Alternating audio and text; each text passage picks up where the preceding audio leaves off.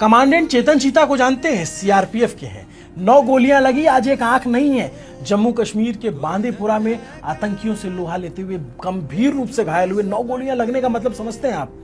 ये फिर भी सरवाइव किए। डॉक्टरों ने माना चमत्कार हो गया और ये ठीक हुए, फिर ड्यूटी पे लौटे। कोविड हुआ, गंभीर रूप से बीमार हुए क्योंकि इम्यूनिटी कमजोर थी, फिर ठीक हुए, फिर ड्यूटी पे लौटे। मैं इनकी कहानी क्यों सुना रहा हूं? सीआरपीएफ के कमांडेंट की कहानी आज क्यों सुना रहा हूं? इसलिए सुना रहा हूं क्योंकि CRPF, BSF, CISF, ITBP, SSB, जिसके क्लस्टर को सीएपीएफ कहा जाता है, वो लोग जो गृह मंत्रालय के अधीन काम करते हैं, वो लोग गृह मंत्रालय के खिलाफ एक मुकदमा लड़ते हैं, वो मुकदमा जीतते हैं। उसके बाद अब लग रहा है कि ये हार जाएंगे क्योंकि सरकार संसद से एक बिल लाने वाली है। क्या है पूरी कहानी?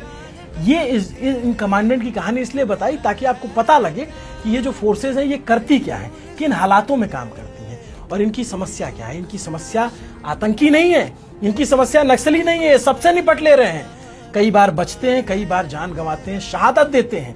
कैप्टन चेतन चीता को शांतिकाल का सर्वोच्च कीर्ति चक्र मिला हुआ है।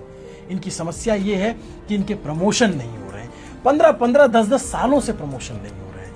यूपीएससी की इकलौती सर्विस है जिसमें ये जाते हैं, भर्ती होते हैं, इनका प्रमोशन का टाइम फिक्स नहीं होता है और ये लंबे वक्त तक इंतजार में रहते हैं। प्रॉब्लम कहां हो रही? क्यों? क्योंकि डीआईजी, आईजी जैसे पदों पर आईपीएस अधिकारियों के डेपुटेशन हो रहे हैं। डीजी, एडीजी में तो होते ही हैं, उसको छोड़ दीजिए। यहां पे भी अब किसी एक असिस्टेंट कमांडेंट जो भर्ती होता है, वो उसको 15 साल लग जा रहे हैं 2IC बनने में। कई तो ऐसे हैं 15-15, 16 साल हो गए, आज तक प्रमोशन ही नहीं मिला। इनमें प्रमोशन का सिस्टम ये है कि जब ऊपर पद खाली होगा तब इनको प्रमोट किया जाएगा। तो ये जब असिस्टेंट कमांडेंट से 2IC से कमांडेंट बनने में ये 50 साल के हो जा रहे हैं। और इसी पे स्केल, इसी में जब कर्नल भर्ती होते हैं या लेफ्टिनेंट भर्ती होते हैं, वो 40 की उम्र में हो जाते हैं। आईपीएस टाइम से प्रमोट होते हैं, ये नहीं होते हैं।